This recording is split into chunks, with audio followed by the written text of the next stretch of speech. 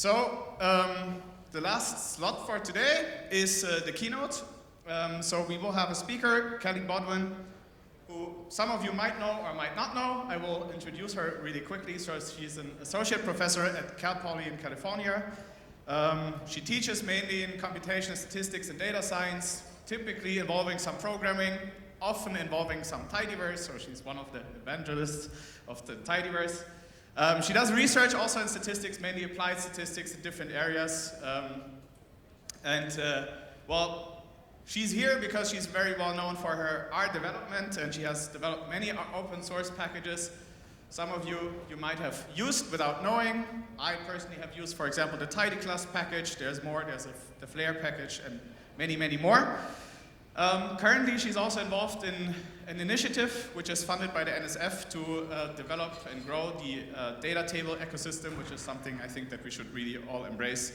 So we have a great speaker, we have a great title for the talk. Now I hope you follow up with a great talk. Kelly, the stage is yours.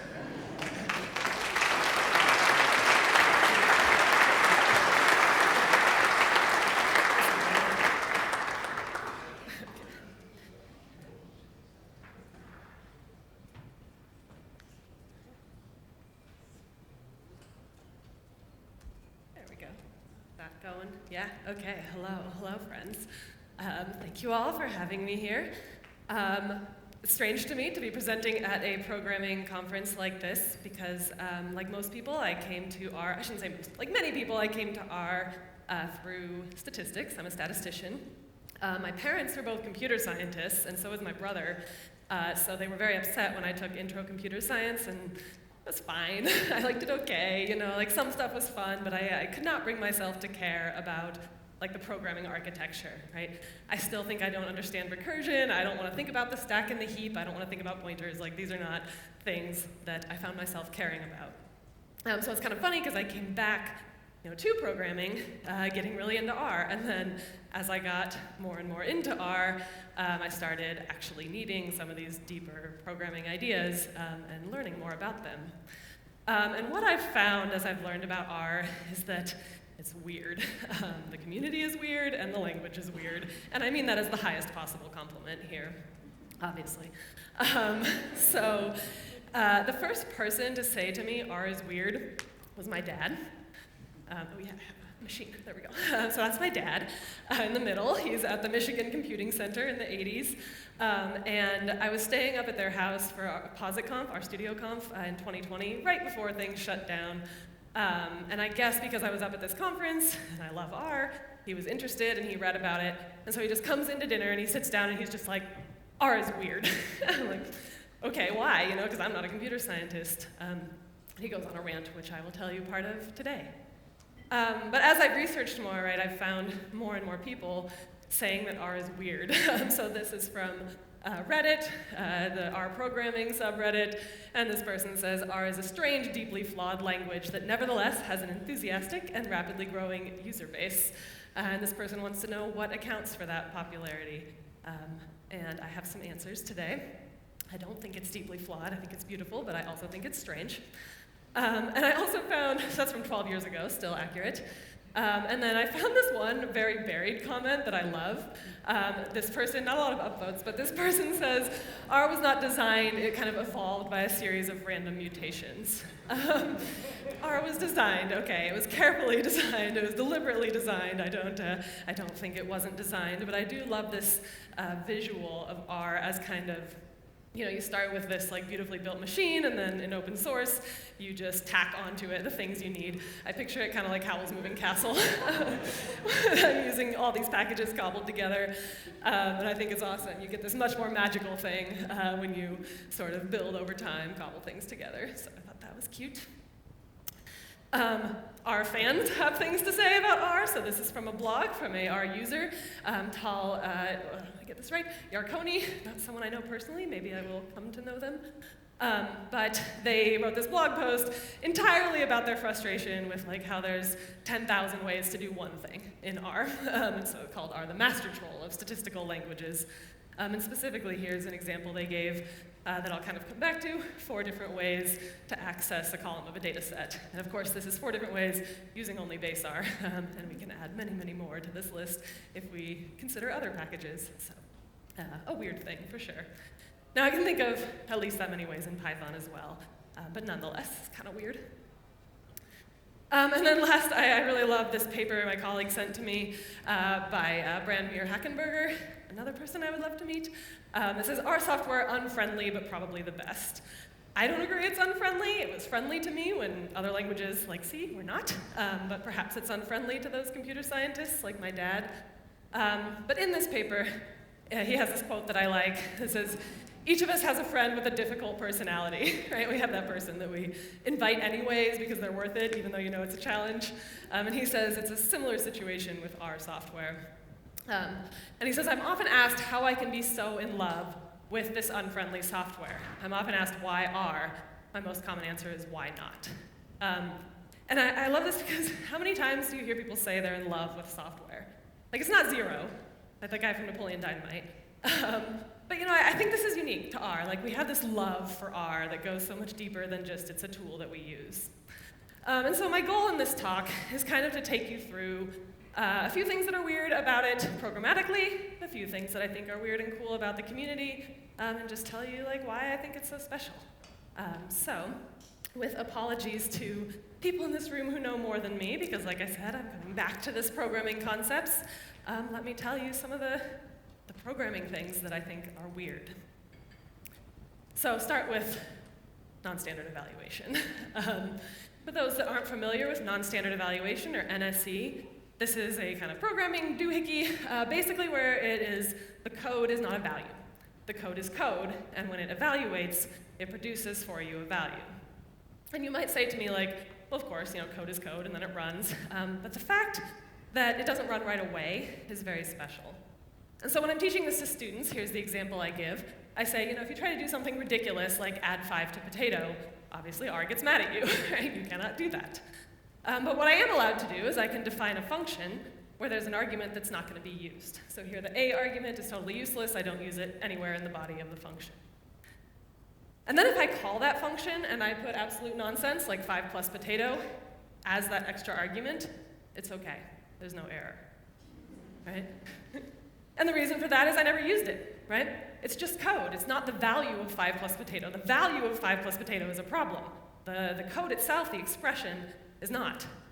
And so what's going on here is that these expressions are called promises. And that's like the promise to run later. And I learned in, again, one of my father's rants, because his biggest problem with R is nonstandard evaluation. He has problems with the fact that you don't know when something's going to evaluate off the bat. He only likes compiled languages. He only really likes Perl, so what are you going to do? But he told me about how promises started as being called a thunk, and I really love this word thunk. The intent of it, I believe, is that you thought about it previously, so it's not a think, it's a thunk. You thunk about it when you wrote it, and now you need it.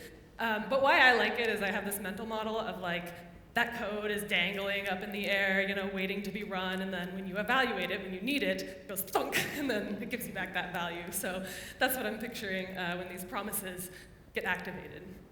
So of course, in that example I gave, if it wasn't a useless argument, if I used it in the body of the function, now we have a problem, right? So this is not like a magic thing about arguments and functions. This is a question of when that code needs to be evaluated. So why do we have this weird non-standard evaluation that my dad hates? It's because it's what lets us use unquoted variable names. And I think when we think of unquoted variable names, sometimes we think of the tidyverse, but that's not the only thing. So of course, if you want to access the MPG column of the empty cars data set, you can't just type MPG. That's not an object in your environment. It's a column of a data set, but you can use a $sign. This is unquoted, right? You're using unquoted every single day. There's no quotation marks around MPG. And of course, R is not the only language with non-standard evaluation, but I think it uses it a lot more frequently. Python barely has it in a way that I don't like. You usually get quotes around variable names in Python.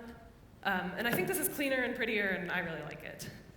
And what's happening at the core here is that this is not different, really, than that example I showed you with my silly function. A function is being run, One of the arguments to that function is MPG. MPG by itself is an error, but MPG as an argument to a function is fine, as long as we don't use it until the appropriate moment, right? Until we know that we're using it to access a column of empty cars.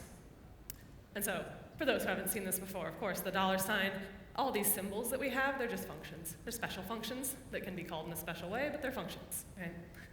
And so if you think about it really, this $, it's not so different from the tidyverse.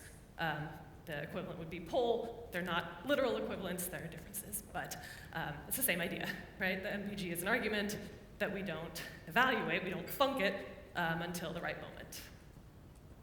So I think that's pretty powerful. And a thing that we kind of as statisticians might want to do with this is to be able to say, I want to do the same analysis maybe for different variables. So I want to be able to choose my variable at one point and then run code about it later. So you'd be tempted to do something like this. You'd like to say my variable, in this case is MPG, but I could choose something else and then do stuff with it, right? But of course this doesn't work, and it doesn't work because that evaluation moment is happening at the assignment. So I'm trying to assign the value of MPG to my var. I need to access that value to store it in my var, func, and now it's like something that doesn't run because MPG by itself doesn't exist. But we can do this just with a little help. I'm a big fan of the rlang package. There are ways to do this kind of thing without rlang, but I'll show you the rlang version. I think of rlang as like the magic package that lets you mess with the weirdness of R, even if you don't know the deep, deep computer science. And so what rlang hands us is some of these functions that basically kind of freeze your code, right? What they do, they call it defuse, which is another kind of mental model I love. This is like a ticking time bomb, but you defuse it, and then you can pass around that firework throughout the room, and it's fine. It's not going to go off until you refuse it. So these functions, in the language of rlang, they defuse expressions. So I can do something like I can say, my var is MPG, but it's the expression MPG, not the value stored there, but the expression. And then, if I look at that object, what's stored in it is code. What's stored in it is just like the word MPG, but it's not a string. Right? It doesn't have quotes on it. It's an expression. And so then if I want to take that, I want to use it later, what I'm going to do is inject is the word that rlang uses. Honestly, I don't know if that's rlang specific or computer science specific, because again, this is my only computer science world. But you inject it back into the function when you're ready for it. So here's one way that injection can look. You have to use the double exclamation points, the bang bang, to refuse it, and then the inject to stick that value into the function where you want it. And this starts to look like not as clean to beginner users, and then we have the curly curly, which doesn't work in every single same setting as inject, but again, that's deep stuff that I don't necessarily know about. Someone out here can definitely tell you. But the double curlies, if you've seen them, that's what they're doing, right? They're saying, hey, here's my var, but I really want you to refuse it, and I want you to access the value that's stored in there. Okay, so what am I doing with this? Yes, so when we want to evaluate these expressions, what we're going to do is throw an eval at it if we want to trigger that ourselves. And I stole the title of this slide from a paper that's really cool, the eval that men do. It was a JavaScript paper, but I'll show you another paper with a great name by the author in a little bit. And so eval is kind of how you force activate these expressions. So here I've got not just a symbol, right, not just the name MPG, but like an entire code line, taking the mean of a column. And that object in and of itself is code, not a string. And so I can eval it and get the number back. And why does this matter? Well, to me anyway, I think where it's most interesting, it matters because of its best friend, parse. What parse is going to let you do is it's going to let you turn plain text, turn strings, into expressions. And so here's kind of an example. Suppose you want to let the user choose the variable instead of you choosing the variable. And you don't want to expect your user to have to type expr parentheses MPG. They're probably submitting it through maybe a spreadsheet online or through a Shiny app or something like that. So you have this user input as text, right? So what you want to do is build up this code, and so I'm doing that with paste. I'm building up this my text code, but that object is a string, right? And strings, if they're evaluated, they're just themselves. That's not different, not the same as code, right? And so parse is what's going to let you say, here's a string. That string looks to me as a human like code. Please run my string as code.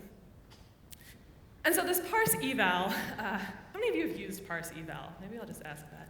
Yeah, right, a lot, right? It's dangerous, and I'm sure you've been told it's dangerous. One of my first conference talks after becoming a professor, I was like taken aside and been like, let me help you fix that. Because it's dangerous, right? A user could come along and say, ooh, instead of MPG, I'm gonna type a bunch of lines of code that will search your computer for something that looks like a social security number and email it to my email address and then steal your identity. That's the most extreme version I could think of. But if you're taking user input and then parsing and running it, you're opening yourself up to a lot of danger. So powerful, but dangerous. A lot of the weirdness of R is like there's stuff you can do. It's fun, it's powerful, it makes good tools. You're also on your own, and you better figure it out. I love this, but because it's so dangerous, there's been this kind of study of it, and this is, Avi Roll is the author of the eval that men do paper. Here's the R version, it's what we eval in the shadows. So what are we secretly evaluating? And what this group found, just by searching through CRAN packages, is that eval is used in almost a quarter of CRAN packages. So we are absolutely making use of this non-standard evaluation and of the manual triggering. And you might say, well, not all eval is parse. That's true. But a good chunk of it is. So if you look at that second arrow, oh, I have a light. Second arrow here, very small light. These are the times where it's being used with parse. So we don't necessarily know that context or whether it's been sanitized or whatever for all these packages, but certainly, and based on those hands, which is actually more than I expected, it's in heavy use in R. So, non-standard evaluation, this upset my father, and it is the wild, wild west of programming, according to Evan Patterson, yes, who has written some blogs about this stuff, and non-standard eval, it really is like this wild, wide open thing that you can do whatever you want with, so there's that. All right, ready for more weird stuff? You don't have a choice, because I'm up here, so you can nod. Yeah, all right. So, next way that R is weird, R doesn't like to follow kind of conventions and rules. R is very unorthodox. Here's the easiest example of that many of you, I'm sure, have argued with people about. Every single other language I have ever learned is zero-indexed. I know there are good computer science reasons for that. It has been explained to me many times, and I immediately forget it. But R is one index. So that first chunk, you can't really tell immediately, but the first chunk is R, and the second chunk is Python. So of course, in R, the first element is A, and in Python, the first element is actually the second element, which is B. I might not get sympathy for this because you Europeans, you have the 0th floor and the first floor, which is also weird. But I asked for directions to one of the things, and they said the first floor. It took me a second to get to the right place. But we have a reason for this, right? This is not arbitrary. This is not like the people who made R don't understand computer science. This is because R is for statistics, initially. And as a statistician, I want to count my samples, right? If there's 100 rows, I want N to be 100. If I ask for what's the first person who walked in the door of this hospital, I want to look at row 1, because that's what first means. So, unorthodox, but there's a reason, right? And it really, really helps me, as a statistician, think about data in the way I want to. Every time I switch to Python, I make this mistake, and my students yell at me. The other thing R does that is not super orthodox is it doesn't reserve very many variable names, by which I mean if there is a function out there, whether it's in a add-on package or in the core or the base of R, you can override it. I can make a function called mean. Nothing is stopping me. I can make it always return 5, and then every time someone subsequently uses mean, they will think the mean of everything is 5. R won't stop me from this. Perhaps more dangerous. We all know that T means true, and so if we check if true is true, indeed true is true, still sanity checked, but I can reassign it. So I can assign the value of false to the letter, the name T, and then if I check if true is true, then it is not, because T is now false. So this is why I teach all my students you have to type out true and false. You can't use T and F, and that goes for all of you too. Now, I'm lying a little bit here, right? R does reserve some variable names. It reserves the capital true and false, so that's safe.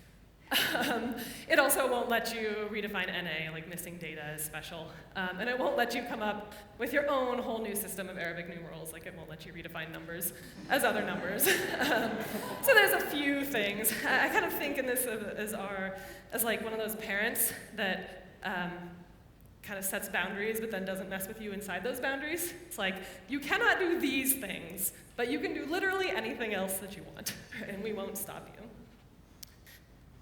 Last unorthodox thing, R is not super strongly typed. It has types, it has structures, but a thing that I think is really interesting, everything is a list. Just everything is a list. Here's a vector, and if we look at the first element of that vector, it's the letter A. But it's not actually the letter A. What it is a vector of length 1, with the first element is the letter A. But it's not actually that the first element is the letter A, it's that the first element is a vector of length 1 containing the letter A, and so on and so on and so on. Everything is a vector. Atomic vectors, we call them that, but they're just vectors. And in fact, a vector is just a special list. So the first element of this list is A, and you see where that's going. So everything is a list in R, essentially. You say, well, data frames, right? R was made for statistics. Data frames are special. One of the reasons we love it is that it has data frames, and a lot of the older languages don't. This drove me nuts in MATLAB when I first tried MATLAB. So yes, but a data frame is a list of vectors, or a vector of lists if you prefer. It is just a list with some special, restrictions put on it. And then you say, well, we have visualization, right? But in fact, plots are also just a list. They're a list that R knows that when you want to print or summarize or view that list, it looks like a plot. But if you look at the structure there, it's a list. And that goes for ggplots and anything else that you're using as well. So I love this. I think this is very elegant. I like that I don't have to understand, I don't have to allocate memory, I don't have to decide when I first use the variable what it's going to be forever. This makes me happy. It's freeing from some of the things I don't like about computer science. It doesn't make everyone happy. One person it doesn't make happy is my mother. So I told you about my dad, right? My mom, also a computer scientist, she took that picture of my dad, but we couldn't find any of her. So during COVID, right, I was doing my lectures online, I recorded a bunch of videos. They're all on YouTube. They're now 4 years old, but they're on YouTube. And so my mom is like, I'm gonna take your class. I'm gonna learn R. This will be fun, we're gonna bond. So she, yeah. So she goes off into her computer room, right, and watches my first, 15-minute lecture, whatever, and she comes back out in the kitchen, and she's like, is R 0 indexed? I'm like, no.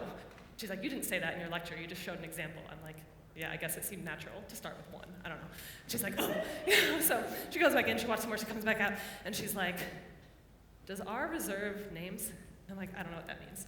And she's like, that means if there's a function already with a name, can you name your function that thing? And I'm like, oh yeah, you can do whatever you want. And then she comes back out, so we watch my second lecture, she comes back out, she's like, are there types in R? And I'm like, well, yes, but no. And she's like, and then she gave up. So she made it through, 1.5 of my lectures before she hated my class so much that she dropped it. And I don't have a picture of her at the computing center in the 80s, but I do have this picture in the 90s of her in the kitchen, which I think is about the face she made when I told her that names aren't reserved. I don't know what she was doing, but you're welcome, Mom. She'll certainly watch this. Hopefully she made it this far and didn't get mad again about the reserved names.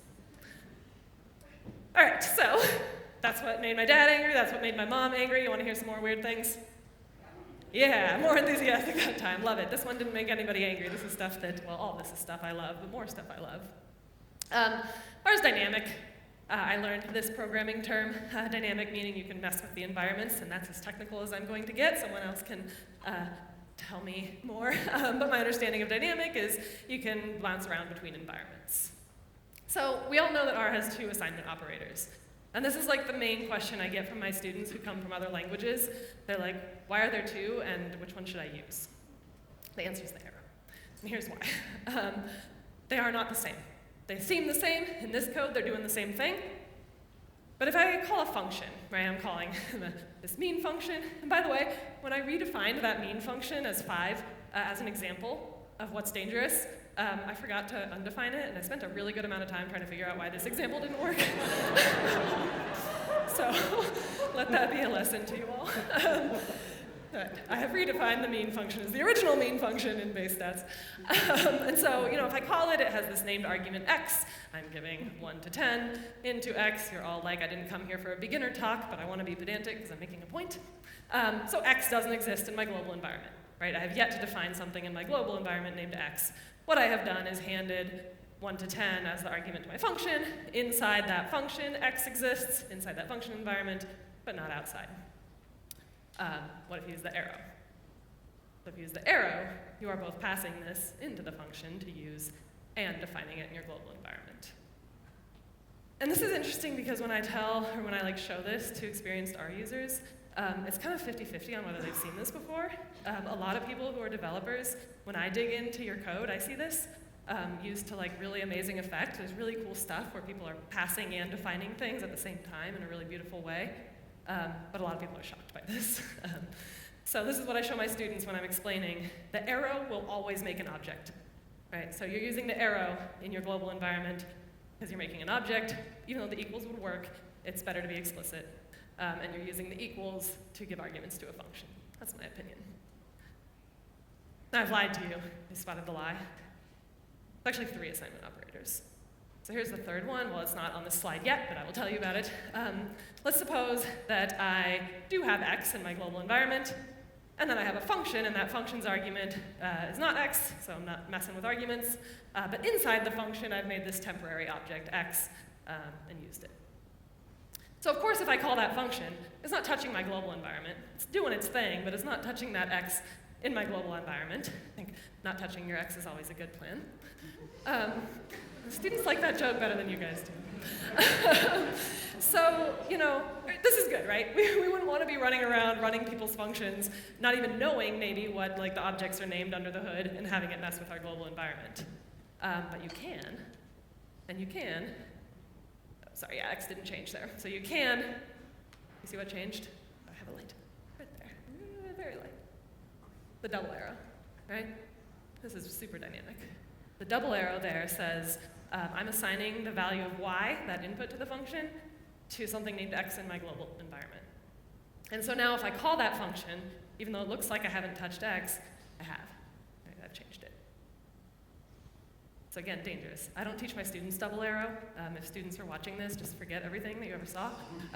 I don't teach them. I don't want them to use it. I pretty much outlaw it, but it's not because it's bad. This is, again, a freedom that R gives us that I think is really beautiful.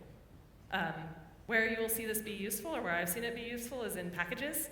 Sometimes your package is trying to track some behavior. There's some global object the package relies on. If you think of maybe the options in knitr, things like that. And when a user calls a function, you want your package functions to track that. You want that global object to update. So you kind of have this secret hidden object that is being secretly messed with when the user does stuff. So 3 assignment operators, and I kind of lied again, I realized earlier this week. I sort of lied again because there's also the right arrow, which a lot of people like. I don't use. I think that's more habit than anything, but technically 5, right? We have the right double arrow, the right single arrow, the left double arrow, the left single arrow, and the equal sign. So 5 assignment operators, but they are not the same. They do different things. Super dynamic. You can mess with environments. And the last sort of weird programmatic thing I want to tell you about is not actually that weird, but to me, it blew my mind, and I think it's super cool. So I want to talk about it for those of you who are like me, not computer scientists, but excited about programming in R. That's object-oriented programming. I couldn't have told you what that meant 5 years ago, even though I was teaching R 5 years ago. Object-oriented programming, for the uninitiated, which is probably a small percent in that audience, but I'm there with you. It's where you have functions, and the function works differently based on which object you give it. And specifically what the function is doing is looking at that object and saying, what is this thing? And what did you intend for me to do based on the type of object, the class of object you gave it? Those are called methods. And so even if you haven't thought about this, you've all seen methods. Here's a place you've probably seen it. If you run the summary function on a data frame, it understands that summarizing a data frame, you probably wanted some kind of 6-number summary or what have you of that data frame. But if you fit a model, a very simple linear model, that thing's not a data frame. It has a class that happens to be called LM. Just from the way the function was built, it gives it that class. And the summary function understands if you give it an object of the model class, the summary you wanted was the coefficients and their p-values and so forth. I bet everyone out there has used summary on both a data frame and a linear model and just been naturally, that works, maybe not thought about why. So how this works, if you look at the summary function, you don't see almost any code, right? You just see use method summary. And this is saying, look, what I need you to do is I need you to look around for the proper method for whatever object you were handed, find that, and use that code instead.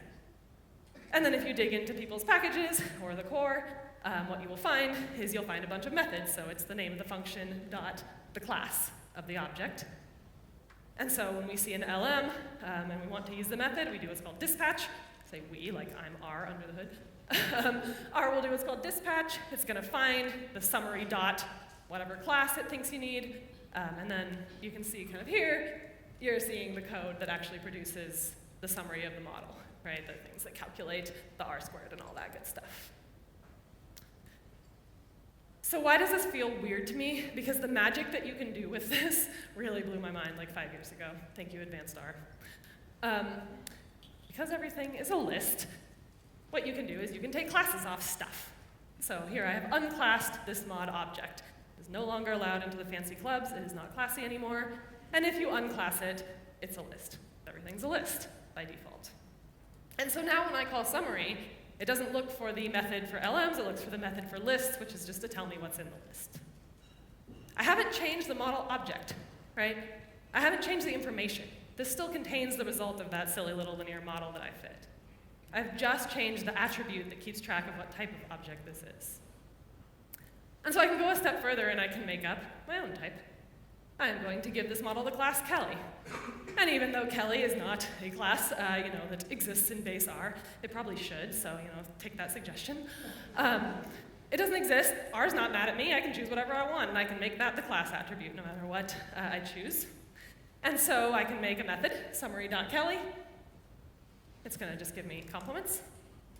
And so then when I call summary on this object, summary knows to look for the correct method. I have defined a method for the Kelly object, Kelly type object, and so it prints out Kelly's the best. This is like the magic by which probably most of your favorite packages are working. Like the fact that it's so easy for someone like me to just define a new class and have it behave however I want with whatever functions I want, that is so cool. Like, I think that it's just so exciting, and I know other languages have it, and my students have tried to show it to me in Python, but I don't care. So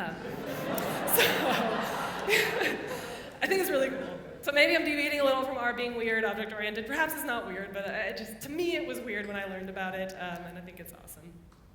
So I guess I will give you something that is weird, which is, again, not reserved names. So let's rebuild this LM so that it once again has the LM class, and I can just redefine summary.lm to complement me. So that then when I call it on this object, it still has the class LM. All it does is compliment me. I just thought that was fun. This is not really something, like you don't have to worry about people doing this. If you try to do this in a package, it won't let you when you build, it won't let you through CRAN, hopefully. You don't have to worry about someone submitting some package that you accidentally load that overrides the summaries you know and love. That's not gonna happen to you.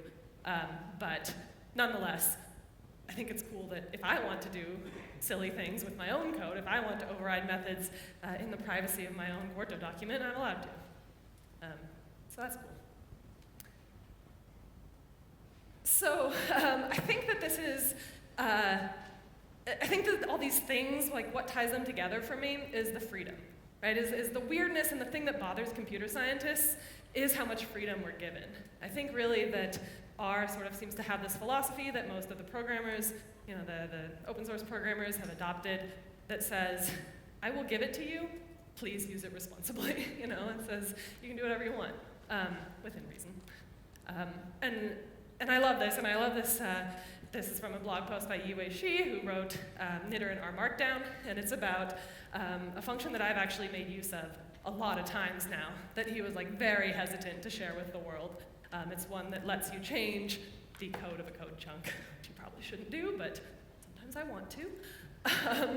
And he says, eval or creative, I'll leave it to you to think about. Which I definitely come down on the side of creative. I definitely think that this is one of the things that makes R so magical and so exciting. And even this morning, there have been talks where I just go, how did they do that? Probably S3 classes, I don't know, but I think it's really awesome that we kind of adopt this philosophy of, I don't know how you'll use this, but maybe you will find a cool way to use it. So I've used this word magical a few times. It really is how I feel about a lot of the R packages that I see and about R itself. I stole this a bit. There's a talk from PositConf from several years ago that I really love by Miles McBain, where he talked about the open sorcery of fantastic R packages, which is also a great pun. And I think, he's talking about how if you do all the work to make this package that just works for the user, it feels like magic.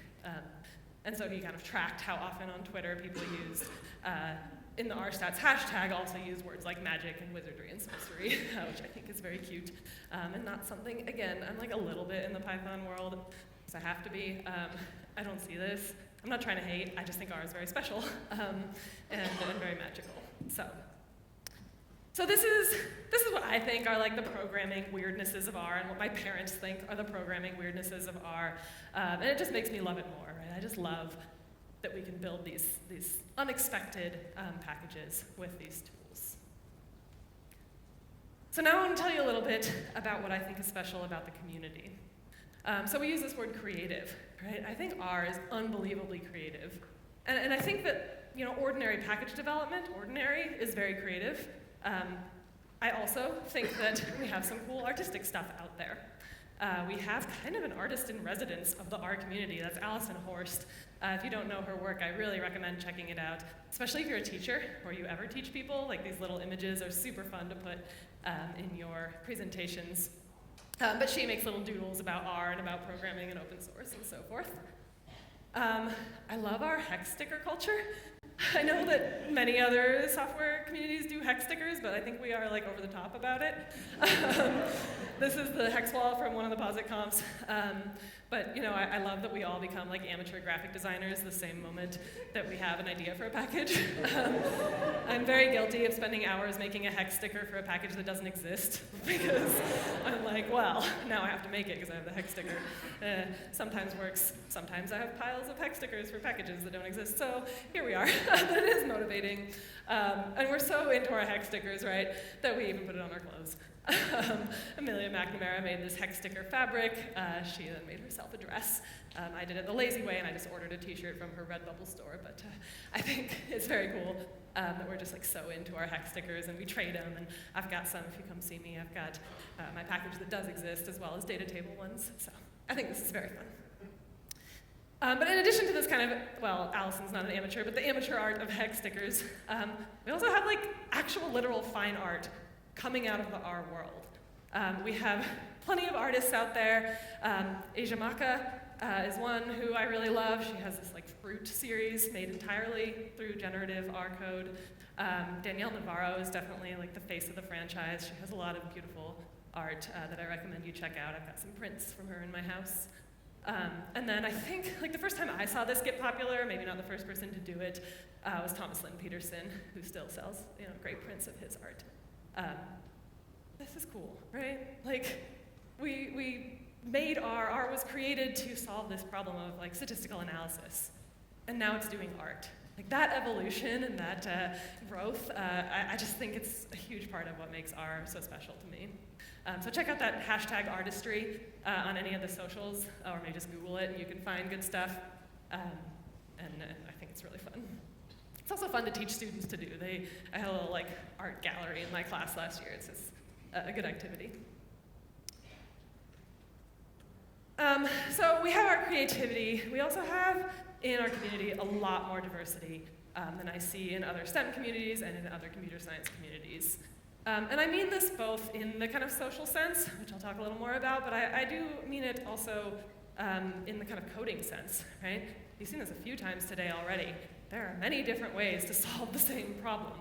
And in particular, I think there's been a lot of discussion around kind of, this is like a classic example, right? The group by and summarize, the split, apply, combine problem. You can do it with formulas. You could do it with a few lines of base R with Boolean masking. You can do it with data.table, you can do it in the tidyverse, and these all look very different. And I know this can sometimes be hard for new users who like think they have learned R and then come across a different dialect and are like, this looks nothing like the R that I know and love. But I also think that it's a strength.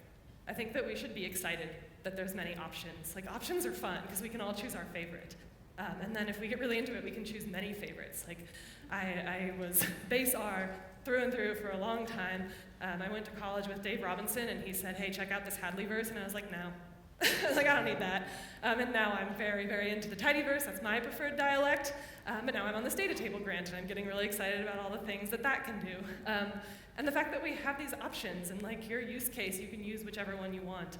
I think that's super exciting, and I hope that we're at the point where we can embrace this as a positive, no matter which is your preferred dialect. So I think that diversity strengthens us. We also have a big diversity of resources that I find harder to find when I teach Python. I think our weekly deserves a shout out. If you're not subscribed, they kind of compile the stuff from the week that's been posted, big and small, package updates, blogs, etc. Curate it for you. Our bloggers is more of just compiling all of the sort of our dedicated blogs out there into one place. Really appreciate the work that's gone into both of those things. But there's like infinitely many cool blogs. People are always posting cool stuff, sharing it. I think there's way more resources for us than a lot of other software. And I'll just be selfish and shout out this new blog we made through that data.table grant that's been mentioned. This is a data.table devoted one. So not one of the heavy hitters like the other two. In fact, it's on our bloggers, so contained set. But I had to show it to you because I'm proud of it. And then I do mean diversity in the social sense as well. I do think that people having different backgrounds and experiences is one of the things that leads to these many different like magical ideas in the software of R. And we've kind of gone through it recently as far as the community moving off Twitter, the platform formerly known as Twitter. Not everyone has left, and that's okay, but a lot of people have, and I'm really proud of us for it. I think that I would rather have a community where like the really valued members who didn't feel safe on Twitter are still in the community. But it's a bummer, right? Because we haven't really coalesced on a home base that has the same vibrancy that Twitter had. I don't know what that will turn out to be. It seems that Mastodon is a place where a lot of people feel safe that also has a lot of the things that Twitter had. It's very easy to follow the rstats hashtag to find each other. This invite code, it's invite only, but this invite code is for all of you. So you can take a picture now if you want to join us there. I'll shut it down after the conference, but for now, it's infinite use. So maybe that's the place where we live. Bluesky is also a place people have popped up, so I'm on there too. I've seen LinkedIn kind of becoming maybe an option. I don't know how everyone's feeling about that, but I'm trying to embrace outside my comfort zone. I feel a little weird like spamming my every thought on LinkedIn, and I have no problem doing it on these other platforms, but I will work on that. So I really hope we can find a home base that is like a place where that same community can live. It's kind of one selfish goal I have today. It's kind of been a bummer this morning because I've met cool people and seen cool talks, and I search for them, and I can't find them on the platforms I'm on, and this makes me sad. I want to see all your cool things, not just at conferences. So what does all this mean? Well, if you remember, at the beginning of the talk, I quoted that question that said, why do I love R, right, the problem friend? Why do I love a language so much? And Hackenberger is actually answering himself from the same paper. He says, the answer may lie in the fact that R is not just a piece of software, it's a social and subcultural phenomenon. I agree. I don't know if you agree, but I feel it. Like I feel it at this conference, and I feel it when I'm interacting with you all on the socials. It's not just software to me, right? I'm gonna get a tattoo. I haven't yet, I meant to, but didn't have time. And I think why this is such a social phenomenon, some of that is like open source as an animal. It says, our development is propelled by incredible enthusiasm and altruism of hundreds of scientists. Again, we are here. We can pat ourselves on the back. I don't have that many packages, but working on it. But there's people in this room who have made packages that like changed my entire career and ability to do data science.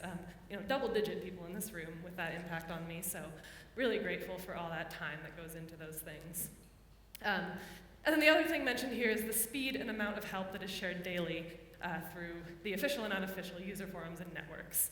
And I agree that that's amazing. Like, I love that I see very beginner questions get posted, and you will see like famous R person number 3 answer it. And that's so cool, right? That we have the ability to interact, the ability to feel welcomed, even if we don't understand something. I would love if someone could please explain formulas to me sometime this week. We all have things we don't know, and the fact that we feel comfortable asking more in the R community than any other software community I've ever seen. I love that about this community. So ultimately, I've taken this quote from a talk called Inferno-ish R, which is based on a book called The R Inferno from a ways back by Patrick Burns. Really awesome, hilarious book, hilarious talk. It goes through a lot more of these examples of silly things R does. I think it's really cool. But it has this quote, R is not a software, it's a community. And this is sort of my, I suppose, main message, even though I think the programming stuff is really fun too. I think we're a community. And so we need to keep this community alive, right? And so this is sort of my very brief mention of something that I'm working on a lot right now. Actually, going to talk about it at Posit, there's your plug. But some ways that we can sort of support open source. And I've been thinking about this a lot because of the grant that I'm on. This is an NSF grant to build the data.table ecosystem. I'm not a data.table contributor. I'm a data.table light user, becoming more of a heavy user as I learn more about it. But it's thinking about like how do we make this really valuable package sustainable, right? How do we keep open source rolling when it does live on the shoulders of the people donating their time and energy? And so I just want to give you a few action items because I'm only spending a brief amount of time on this. Cite your packages. And yes, every single one, I'm trying to be better about this. Like if you used a package to change your font on your ggplot, you should be citing that. Like just because it's not a technical, model-fitting package, it is someone's effort and you benefited from it and you should be citing that. And there's really no excuse because we have a package called citation where you can literally just put citation parentheses package name and get a bib text citation. So you have no excuse. You should cite all of your packages if you're doing, peer review work or blogs or whatnot. Thank your developers. This is me thanking all of you out there who have built things that I use. But don't just thank them. It's valuable, but try to contribute. And you might say, like, I can't. I'm not good enough to contribute. But if you find mistakes, if you have questions, or maybe biggest of all, like if you have a use case and you blog about your use case or how this package solved your problem, someone else is going to come along with a similar use case and get value out of what you wrote. So put your stuff out there in the world if you're using packages, and that's a contribution too. We do need to keep funding, even though open source is free and should stay free, and most of us do it out of the goodness of our heart or excitement about it. But we do need structures like this conference to keep it alive, so shout out to the Linux Foundation who kind of organizes this conference and helps distribute funds to open source projects. And I think we need more of that. And I'm in no position of power to push this, but I think some of the big players that benefit from our open source software, things like Google and Facebook, should be putting more into it. So I do want to see it get funded. And then lastly, as a teacher, I'm very attached to education. The more educational materials are out there in the ether, the more the language gets adopted and grows. My students are finding them. I can tell you, if you have posted like a YouTube tutorial, a blog post, any of these things, my students are finding them. So keep putting those out in the world. So if you want to know more about this project, besides my brief little rant here, that QR will take you to some of the stuff about it. And then we're also doing, so Tyson over there is on the project. Toby, who runs the project, is not here, unfortunately, but Tyson and I will be over at Tracks and Tastes. It's like a cafe around the corner. We'll be doing some like data.table dev stuff. So for people that come participate in that, I've got some goodies for you. But if anyone wants to come, just say hey, grab a drink, whatever you want to do. I've got stickers, etc. I hope I'll see you there. 6:30, that's when I'm going over there. All right, so to semi-wrap it up, R is weird, and because it's weird, it is just so much fun. Like I just love, I keep forgetting I have a clicker. I just love working with R. I love being at this conference. Like I literally scheduled my wedding date so that I could come to this one and PositConf, so that's how much I love R. It's happening in 2 weeks. So it's because it's fun, right? Like the best motivator for doing work is if you love it, like if you have fun with it. And not every moment is fun, but we have a good time, right? We have stuff like Advent of Code every December that 1 year I participated. I made the mistake of kind of competing against Emil Weidfeld, so obviously I lost. But we have, fun things where you're putting work into coding for no reason, right? Just for the enjoyment of it or the solving of the puzzle. And we have like fun books and materials. Again, this is from that Inferno-ish R talk, relax and embrace the chaos. Like I think a lot of the writing in the R world, even the technical writing, is very like whimsical and fun and personable, so I love that. We have completely pointless packages, and this cool but useless is one of my favorite accounts, and I realize I don't know this person's real name, so if you're out there, come say hi to me. Yeah, are they out there? No, there's a clap. But you know, a lot of people will just like post about a package they made for absolutely no reason. Like this example, it makes a GIF of toasters flying. Right? It doesn't solve a data problem. It's just for fun. And I think that's so cool that not only do we do these silly things, we like package them up so other people can enjoy the silly things. That's unique. We have comics.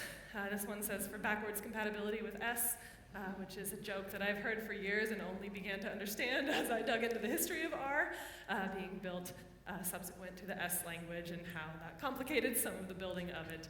So now it's kind of a running joke. We have memes. When we run into frustrations, we deal with them by making memes. We have my all-time favorite R GIF that I have to put in every single talk, just typing R code. It's not moving because of my fun animation, but we have GIFs everywhere that we use in our talks. I think someone at JSM said GIFs are unprofessional, and I disagree. I think GIFs make talks better, so that's an R-specific thing sometimes. And then sometimes we're on a cruise, and then we're at a port stop, and then, oops, that's there too, and then we spot a hexagon outfit, and we make our fiance run in circles to get cash so that I can buy it. You know, this is what we do, because we love R, and he didn't even blink. He's like, I know it has hexagons, you have to have it, we'll do this thing. And then, sorry, I missed that one there. I also love that we have this kind of friendly rivalry with Python. I think R and Python being in a bit of an arms race makes both of them better. I think ultimately the data science teams are using both, and so I like us having this little friend now, even though I've kind of made fun of it today. I think it's a lovely thing. All right, so with that, I just want to say thank you for having me. I love being part of this community. I love the new kind of subsections of the community I'm meeting at this conference. Please connect with me in whatever way works best for you and connect with each other. And let's just kind of all be weirdos together because it's beautiful. That's what I got. Thank you.